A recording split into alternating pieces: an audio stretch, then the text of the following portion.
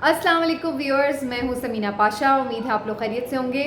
Viewers, दो तीन अहम आज भी खबरें हैं जनाब जिन पर बात होगी। एक तो ये कि अभी तक भी रिएक्शन आ रहा है जो DGISPR की जो प्रेस कॉन्फ्रेंस उनकी जानिब से कल की गई थी, उसके ऊपर मुख्तलिफ हमने देखा है कि लोग बात कर रहे हैं, अपना तज्जिया दे रहे हैं। PTI की तरफ से भी रिएक्शन आ रहा है, तो उसको भी थोड़ा सा जज करेंगे। फिर इसके साथ साथ थोड़ी बात करेंगे जनाब, चीफ जस्टिस ऑफ पाकिस्तान ने केस की समाअत मुलतवी कर दी है ईद के बाद तक। जो फ़ौजी अदालतों का केस चल रहा था सुप्रीम कोर्ट में, उसमें क्या आज की पेशरफ्त है उस पर भी बात होगी, और क्या इस केस में से कुछ निकलने वाला है, थोड़ी उस पर भी डिस्कशन करेंगे। और थोड़ा मज़ीद आपको बताएंगे आगे चल के कि जो दुबई में अहम मीटिंग्स हो रही थी उसमें क्या कुछ तय पाया है। इमरान रियाज और हारून रशीद साहब के हवाले से भी अहम खबरें हैं, वो भी इस वीलॉग का हिस्सा होंगी। तो काफ़ी कुछ है जी आज, लेकिन पहले आपसे रिक्वेस्ट है कि चैनल को सब्सक्राइब कर लें, वीडियो को लाइक और शेयर भी किया करें। ज़रा चैनल को तेज़ी से फैलाएँ अपने इर्द गिर्द दोस्तों और अहबाब में। अच्छा जी, तो जैसे कि मैंने जिक्र किया, बात शुरू कर लेते हैं मिलिट्री कोर्ट्स के हवाले से। चीफ जस्टिस ऑफ पाकिस्तान की सरबराही में जो 6 रुकनी लार्जर बेंच इस वक्त समाअत कर रहा है, उसमें आज आखिरी रोज़ था ईद की छुट्टियों से पहले पहले जो समाअत हो रही थी, और चीफ जस्टिस ने इससे पहले ये इंदिया दिया था कि मंगल तक वो चाहते हैं कि इसको रैप अप कर लें, लेकिन बज़ाहिर ये मुमकिन ना हो सका। और चूँकि अभी दलाइल जारी थे और मज़ीद समाअत अभी दरकार थी, बहुत सारे कानूनी निकात हैं जिसके ऊपर मज़ीद वजाहतें जारी हैं, और चीफ जस्टिस ने भी बड़े अहम सवालात उठाए हैं, दीगर जज साहिबान भी बड़े अहम नुक्ते उठा रहे हैं, और उसमें वो उनकी कोशिश ये कि हर तरह से इस मामले का जो है वो जायज़ा लेकर ही किसी नतीजे को जारी किया जाए, ताकि वो कम से कम मुतनाज़ फ़ैसला हो। लेकिन इसके चांसेस फिर भी कम हैं। फ़ैसला जो भी आएगा वो मुतनाज़ होगा किसी भी सूरत हाल के हवाले से। लेकिन बहरहाल चीफ जस्टिस की तरफ से ये कोशिश ज़रूर थी, ये कोशिश में वो कामयाब नहीं हो सके, और इवेंचुअली हमने देखा कि मंगल का दिन भी गुजर गया और समाअत को गैर मुअय्यना मुद्दत के लिए मुलतवी कर दिया गया। यानी ईद के बाद जब मंडे को रोस्टर बनेगा तो उसमें फिर तय होगा कि आगे उसकी समाअत कब होनी है। लेकिन फ़िलहाल अब ईद की तातीलात हो गई हैं, तो उसके बाद ही अब कुछ होगा। आज की समाअत जो थी वो काफ़ी इंटरेस्टिंग थी। उसमें चीफ जस्टिस ने एक तो ये काम किया कि फ़ौरी तौर पर ये अहकामात जारी किए हैं कि जो 102 अफराद फ़ौजी ट्रायल्स के लिए फ़ौज के हवाले कर दिए गए हैं, उनकी लिस्ट जारी की जाए, क्योंकि बहुत सारे लोग ऐसे फ़ौज के पास होते हैं जिनके बारे में अहले खाना को पता नहीं होता, तो बड़ी वो तकलीफ़ दे सूरत हाल में होते हैं, वो लापता तरह की एक सिचुएशन बन जाती है, मिसिंग पर्सनस की तरह की। तो इस पर काफ़ी ज़्यादा बातचीत हुई। जो जस्टिस आयशा मलिक साहिबा हैं उनकी जानिब से भी ये बात की गई कि ये बड़ा तकलीफ़ दे सूरत हाल होती है, और क्या वजह है कि अगर फ़ौज के पास कोई तहवील में उनके बंदा है तो उसका नाम वगैरह, उसके कॉन्टेक्ट्स का बताना चाहिए उनकी फ़ैमिली को, ताकि उन्हें पता हो कि उनका बंदा कहाँ है, ना कि वो बिल्कुल ही ऐसे गायब हो जाए जैसे वो सफ़ारती से ही कहीं गायब हो गया है।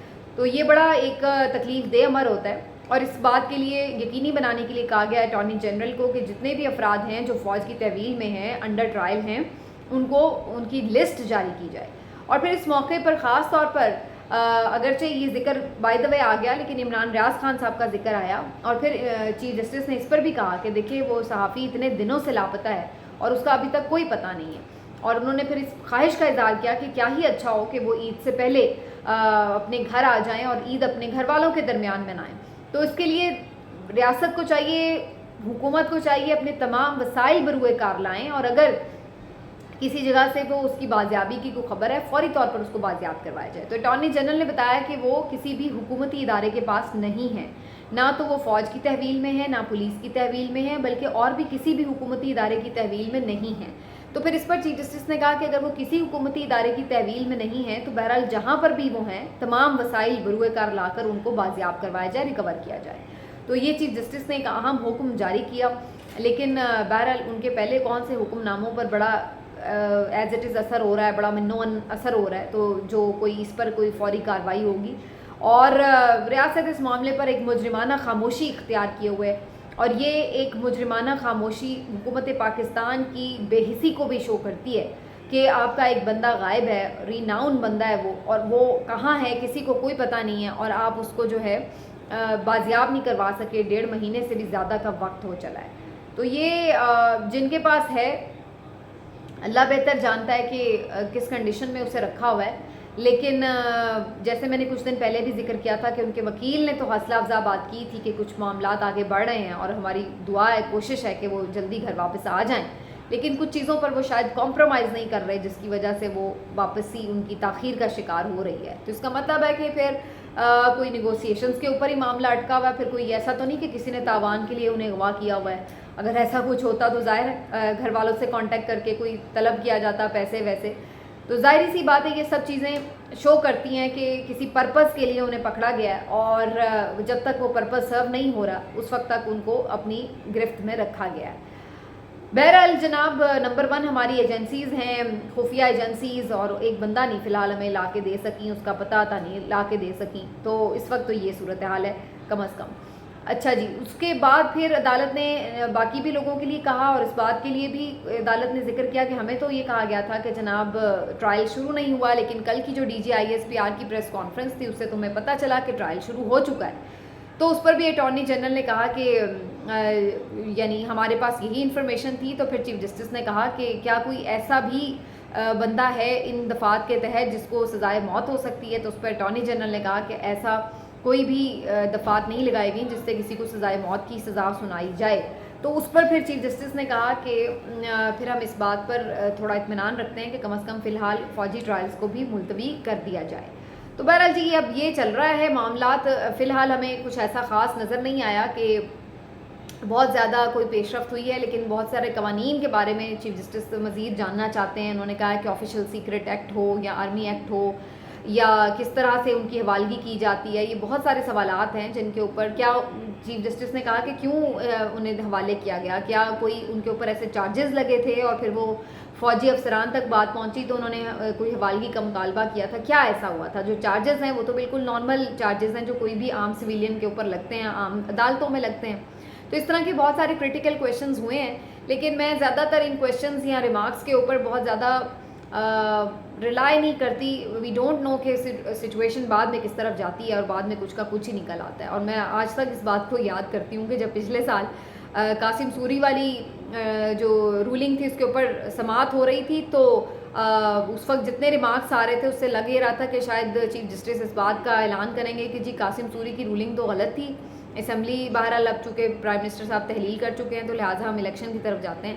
لیکن جب ہم نے رزلٹ دیکھا، جو سنایا گیا فیصلہ، تو وہ بالکل ہی ایک ڈفرینٹ فیصلہ تھا اور اس میں ٹوٹلی الیکشن کا کوئی چکر ہی نہیں تھا، کوئی بات ہی نہیں ہوئی. لیکن بہرحال یہ چیف جسٹس کا استحقاق ہے، اس پر اب ہم کیا کہہ سکتے ہیں، جو انہوں نے آئینی طور پر بہتر سمجھا. لیکن یہاں پر اس فیصلے میں ابھی تک کی یہ پیش رفت ہے. اب دیکھتے ہیں جی عید کے بعد یہ معاملہ کس طرف لگے گا جا کر کے. دوسرا میں آپ کو کچھ بتانا چاہتی ہوں اس حوالے سے بھی کہ جو بات چیت ہو رہی ہے دبئی میں، اور دبئی میں ہم نے دیکھا ہے کہ جناب کافی زیادہ ان معاملات پر گفتگو ہوئی ہے کہ جی الیکشن کس وقت ہونا ہے، کس طرح ہونا ہے. اور وہی اگین ان کا جو ایک مائنڈ سیٹ ہے کہ جی ہم آپس میں سیٹلمنٹ کر لیں، اور اس سے یہ تاثر مل رہا ہے کہ انہیں اس بات پر ابھی تک یقین نہیں ہے کہ الیکشن سے عمران خان پوری طرح آؤٹ ہوگا یا نہیں ہوگا. اسی وجہ سے یہ لوگ ابھی تک آپس میں مل کر الیکشن لڑنے کے اوپر مل کر مطلب یہ نہیں ہے ان کا کہ جناب ہم کوئی ایک انتخابی نشان بنا لیں گے، بلکہ مل کر لڑنے سے مطلب یہی ہے کہ ایک دوسرے کو ٹف ٹائم نہ دیں، ایک دوسرے کے مقابل امیدوار اس طرح کھڑے نہ کریں کہ ہمارے بندے کم ہو جائیں اور اس کا فائدہ جو ہے ووٹ ٹوٹنے کا وہ PTI کو ہو یا کسی بھی اور جماعت کو. تو اس لیے اب یہ سیٹ ایڈجسٹمنٹ اور سیٹلمنٹ ہو رہی ہے. پنجاب میں پیپلز پارٹی نے کافی زیادہ سیٹیں مانگ لی ہیں PMLN سے، اور ان کی ڈیمانڈ بیسکلی یہ ہے کہ جو ان کے سینئر لیڈرشپ ہے، سینئر جو ان کے رہنما ہیں، ان کے لیے جو حلقے ہیں وہ خالی رکھے جائیں PMLN کی طرف سے، یعنی مد مقابل امیدوار نہ اتارا جائے. اور اس میں خاص طور پر وہ گیلانی صاحب کے لیے، راجہ پرویز اشرف صاحب کے لیے، ندیم افضل چند صاحب کے لیے، قمر زمان کائرہ صاحب کے لیے، اور جو ان کے پنجاب کے کچھ اہم رہنما ہیں ان کے لیے بات چیت وہ کر رہے ہیں کہ جناب ان کے لیے PMLN سیٹ ایڈجسٹمنٹ کر لے. ادھر PMLN بھی بغور چیزوں کو دیکھ رہی ہے کہ ان کے لیے کیا سوٹیبل ہے، کیونکہ یہ بھی نہیں وہ چاہتے کہ ان کے ساتھ بھی ایڈجسٹمنٹ کر لیں اور بعد میں پتہ لگے کہ اگر PTI الیکشن لڑ رہی ہو تو ان کے لیے وہاں پر یعنی آدھی سیٹوں پہ بندے ہی نہ کھڑے کریں اور آدھی سیٹیں ویسے ہی ہار جائیں تو ان کے حصے میں کیا آئے گا، جبکہ ان کی ساری اسٹرینتھ ہی پنجاب میں. تو وہ بھی اس چیز کو بغور دیکھ رہے ہیں. تو پہلی جو ان کی ملاقات ہوئی ہے اس میں کسی طرف بات طے ہوئی نہیں، لگی نہیں، کچھ ایڈجسٹمنٹ پوری طرح ہو نہیں سکی. تو اس لیے اب دوبارہ سے ان کی ملاقات ہوگی. باقی اس بات پر ضرور بات ہوئی ہے کہ جی جو میں نے آپ کو پہلے بھی ایک ویلاگ میں بتایا تھا کہ یہ تھوڑا پہلے اسمبلی 6-7 دن پہلے اسمبلی تحلیل کرنا چاہتے ہیں اگست کے فرسٹ یا سیکنڈ ویک میں, اور اس کا مقصد یہی ہے کہ ہمیں 90 دن مل جائیں انتخابات کے لیے اور بات چلی جائے نومبر تک, اور اس وقت تک جو ہے پھر ان کے پاس کافی ٹائم ہو جائے 2-3 باتوں کے لیے. ایک تو یہ چاہتے ہیں کہ اس وقت تک چیف جسٹس قاضی فائز عیسیٰ صاحب باقاعدہ چارج سنبھال چکے ہوں اور وہ آ کر کچھ نواز شریف صاحب کو ریلیف دے دیں, ان کی نااہلی ختم ہو جائے, ان کی سزائیں ختم ہو جائیں, اور یہ سارے کام کرنے کے لیے عدالت کوئی رکاوٹ نہ بنے. تو اس لیے ایک تو وہ چاہتے ہیں کہ الیکشن تھوڑا سا اور 1-8 مہینہ اگر آگے چلے جائیں تو انہیں وقت مل جائے. دوسرا وہ یہ بھی چاہتے ہیں کہ جو 1-2 مہینے کا بیچ میں وقت ہے, اس میں ابھی تک جو چیئرمین پی ٹی آئی کا معاملہ ہے, ظاہر اس میں ٹرائل ہونا ہے, کافی چیزیں ہیں اس میں ابھی, تو وہ بھی کسی طرف لگا نہیں ہے, تو اس کے بغیر ہم الیکشن میں نہ جائیں, یہ خطرے سے خالی نہیں ہوگا. تو اس لیے بھی یہ چاہتے ہیں کہ تھوڑا سا 1-8 مہینہ اور مل جائے. تو اس سارے ٹائم کو حاصل کرنے کے لیے ان کا پلان یہ ہے کہ اگست کے سیکنڈ ویک میں ہم الیکشن کروا دیں, اسمبلی ڈیزالو کر دیں, اور اس صورت میں جب ہم الیکشن میں جانا چاہتے ہیں نومبر میں, تو اس میں ہوگا یہ کہ پھر انہیں 90 دن میں کرانے ہوں گے آئین کے مطابق. اگر اسمبلی اپنے مقررہ مدت پر ختم ہوتی ہے تو پھر 60 دن میں کرانے ہوں گے. تو یہ وہ 90 دن بنانے کے لیے 4-5 دن کی قربانی دینے کے لیے تیار ہیں کہ ہم پہلے اسمبلی تحلیل کر دیں تاکہ بعد میں پھر ہمیں اس میں 1 مہینے کا ایکسٹرا ٹائم مل جائے. تو یہ ان کی ساری پلاننگ ہے, اس پہ ساری ڈسکشن ہوئی ہے, سیٹ ایڈجسٹمنٹ پہ ڈسکشن ہوئی ہے, اور الیکشن کمیشن ان کے ہاتھ میں ہے, جو یہ ڈیٹ دیں گے الیکشن کمیشن وہی ڈیٹ دے دے گا. اسی وجہ سے انہوں نے یہ الیکشن ایکٹ میں ترمیم کر کے جو ڈیٹ دینا ہے, تاریخ جو دینی ہے الیکشن کی, وہ بھی صدر مملکت سے اختیار چھین لیا ہے تاکہ یہ کام میں صدر مملکت مزید کوئی اپنا کردار ادا نہ کر سکیں کہ جی وہ اپنے طور پہ کوئی ڈیٹ اناؤنس کر دیں اور پھر ان کے لیے مشکل بنے. تو اس چیز کے لیے بھی انہوں نے پہلے سے ہی اس کو یقینی بناتے ہوئے الیکشن ایکٹ میں یہ ترمیم بھی کر لی ہوئی ہے کہ اب جو ڈیٹ ہے وہ الیکشن کمیشن دے گا. الیکشن کمیشن دینے کا مطلب فی الحال تو یہ ہے کہ پی ایم ایل این یا زرداری صاحب ہی دے رہے ہیں, کیونکہ فی الحال تو وہی ان کا ماؤتھ پیس بنے ہوئے ہیں. تو یہ ساری سچویشن ہے جو ان کی میٹنگ میں ہوئی ہے. فردر اس میں بھی ڈسکشنز ہو رہی ہیں, تو دیکھتے ہیں کیا اس میں آتا ہے. لیکن ان ساری چیزوں سے یہ بھی پتہ چلتا ہے کہ ان کو ابھی تک بیچ میں ڈر ہے کہ عمران خان ابھی بھی کسی نہ کسی صورت میں ایگزسٹ کر رہا ہے, اور جب تک وہ ایگزسٹ کر رہا ہے اس وقت تک وہ ان کے لیے لمحہ فکریہ بھی ہے, خطرہ بھی ہے. ان کی جو پوری گیم پلان ہے اس کو تہس نہس کرنے, یعنی آپ یہ کہہ سکتے ہیں کہ ابھی تک یہ نظر آ رہا ہے کہ اگر اس کا ایک بھی اوور باقی ہے تو اس ایک اوور میں بھی میچ کا پاسا پلٹ سکتا ہے. تو وہ چاہتے ہیں کہ عمران خان کا یہ ایک اوور بھی بیچ میں نکل جائے اسی سارے پاور پلے میں, کہ جب سارے جو بیٹسمین ہیں ہم حاوی ہوئے ہیں, تو عمران خان کا وہ اوور بھی نکل جائے تاکہ بالکل ہم اس کو زیرو کر کے ہی الیکشن میں جائیں. تو عمران خان صاحب کی اپنی ایک پلاننگ اور اسٹریٹجی ہے. حامد میر صاحب آج کل بڑے وہ بنے ہوئے ہیں, ڈرانے والا ایک بندہ ہوتا ہے نا, ایویں یہاں کے ڈرائی جا رہا ہوتا ہے, ڈرائی جا رہا ہوتا ہے. تو وہ اس قسم کی ہر جگہ انٹرویوز دے رہے ہیں کہ جی دیکھیں ان کے ساتھ کیا ہونے والا ہے, کیا ہونے والا ہے. تو عمران خان صاحب پہلے ہی کلیئر مائنڈ ہے, وہ کہتے ہیں جی زیادہ سے زیادہ کیا. ان سے کسی نے عدالت میں یہ سوال بھی کیا تو انہوں نے کہا زیادہ سے زیادہ کیا کر لیں گے, جان سے مار دیں گے. اگر نااہلی یا جیل چھوٹی چیز ہے تو زیادہ سے زیادہ کیا, سب سے میکسیمم چیز انسان کے لیے کیا ہوتی ہے, اس کی زندگی. تو اگر وہ زندگی بھی ختم کر دیں تو میں تو اس کے لیے پہلے سے تیار بیٹھا ہوں, تو اس سے زیادہ وہ میرے ساتھ کیا کر سکتے ہیں. تو جب ایک بندے کا لیول یہ ہو جائے کہ وہ اب اس حد تک اپنے کاز کے ساتھ ڈٹرمنڈ ہے کہ اس کو اس کی جان کی اگر پرواہ نہیں ہے, تو پھر اس کو آپ کس چیز سے ڈرا رہے ہیں. تو حامد میر صاحب جو ادھر ادھر جا کے بڑے ڈراوے دے رہے ہیں, تو نہ جانے مجھے تو وہ خود ڈرے ہوئے لگ رہے ہیں, ڈراتے ہوئے. لیکن جس کو ڈرا رہے ہیں وہ تو پھر نہیں ڈر رہا, وہ تو ابھی تک ڈٹا ہوا ہے, اور ڈٹا بھی ایسا ہوا ہے کہ وہ کہتا پرواہ ہی نہیں ہے, اس کا تو یقین ہی الگ ہے. تو یہ ایک ساری چیز ہے. یہ الگ بات ہے کہ اس پر جو انٹرنیشنلی ہم چیزیں دیکھ رہے ہیں وہ کافی کویسچنیبل ہیں. میں کل بھی ایک کلپ دیکھ رہی تھی, اور میں نے گارجین کا جو سنڈے کا وہ پورا ایک آرٹیکل بھی پڑھا ہے, اس میں بھی میں چیزیں دیکھ رہی تھی.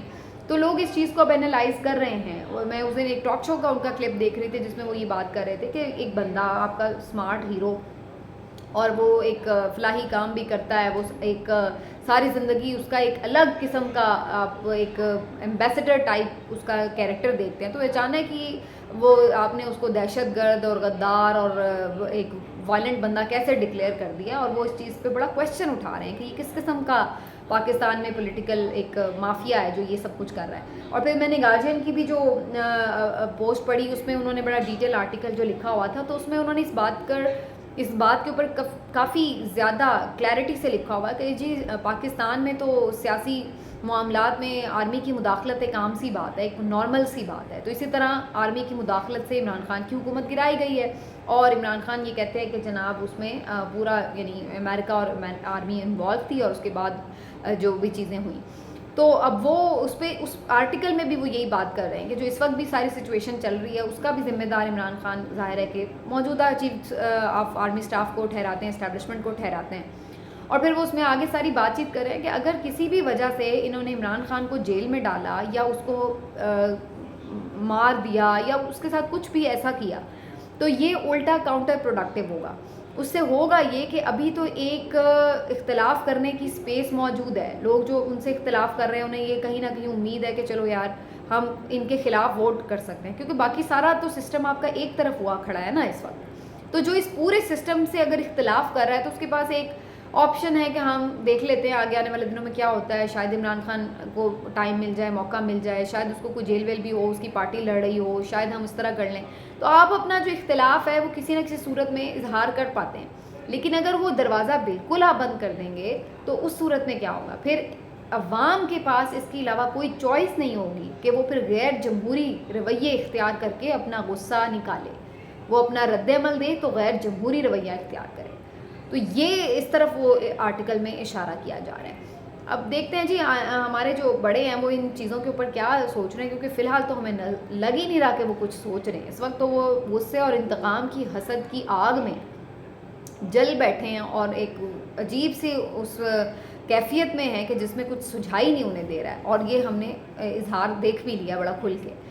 تو اس میں اب مزید جو چیزیں ہیں وہ کیوس کی طرف جاتی ہوئی نظر آ رہی ہیں, اور جتنی بھی اختلافی آوازیں ہیں ان کو بند کیا جا رہا ہے, ان کو روکا جا رہا ہے. اس طرح کا ایک ماحول ہمیں میڈیا پہ بھی نظر آ رہا ہے اور جنرلی بھی نظر آ رہا ہے, پولیٹیکل پارٹیز کے اینڈ پہ بھی نظر آ رہا ہے. اب میڈیا میں نئی کارروائی انہوں نے ہارون رشید صاحب کے ساتھ ڈالی, جو سینئر صحافی ہیں, سیاست اور ریاست کے نام سے سنو ٹی وی پر پروگرام کرتے ہیں, اور آپ دیکھتے تھے اکثر میرے شو میں بھی ہم انہیں گیسٹ لیتے تھے. لیکن اب ان کے اوپر بھی پابندی لگا دی گئی ہے. حالانکہ وہ بڑا دیکھ بھال کے بات کرتے ہیں, وہ کوئی غیر ذمہ دارانہ گفتگو کبھی نہیں کرتے, لیکن ان کے اوپر بھی پابندی لگا دی گئی ہے کہ جناب آپ سیاسی معاملات پر پروگرام ہی نہیں کریں گے. اور ان کو کہا گیا کہ آپ غیر سیاسی کوئی پروگرام کرنا چاہیں, کوئی تاریخ کے حوالوں سے, اسلامک حوالوں سے, کچھ بھی, وہ آپ کی چوائس ہے. اور ٹائم بھی ان کا چینج کر کے صبح 11 بجے کا کر دیا گیا. تو یہ ساری چیزیں بیسکلی آپ کو وہی مائنڈ سیٹ کی عکاسی کرتی نظر آ رہی ہیں کہ ایک طرف کی ڈائریکشن جو ہے وہ ساری سوسائٹی کو دی جا رہی ہے, اور جو دوسری اختلافی آواز ہے وہ ساری ٹوٹلی اس کا گلا دبایا جا رہا ہے.